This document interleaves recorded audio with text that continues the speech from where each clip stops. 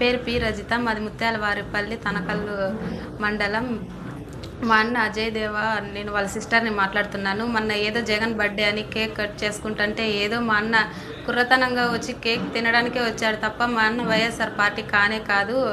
వాళ్ళంతా ఏదో మనసులో పెట్టుకొని ఉద్దేశపూర్వకంగా చేశారు. అవన్నీ పాత కక్షలన్నీ పెట్టుకొని అసలు మా అన్న ఆమెను తన్నలేదు, కింద పడేయలేదు, అసలు కట్టితోనూ కొట్టలేదు.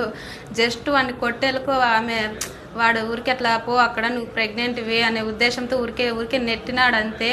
వాళ్ళు ఏదేదో సృష్టించి అన్నీ ఇచ్చేస్తున్నారు సార్.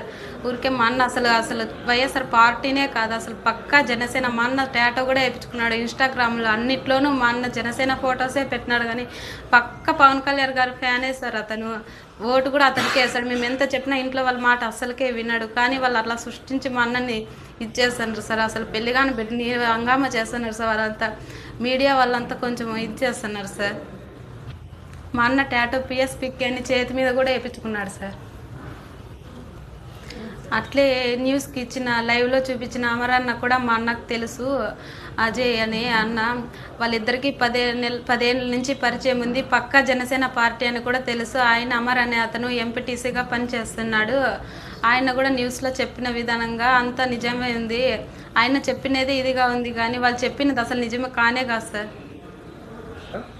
సార్ అన్నాడు సార్ అమర్ రానంటాడు సార్. పక్కా నేను జనసేన, నాకు పవన్ కళ్యాణ్ అంటే పిచ్చి, నేను అసలు వదిలి రానే రానంటాడు సార్.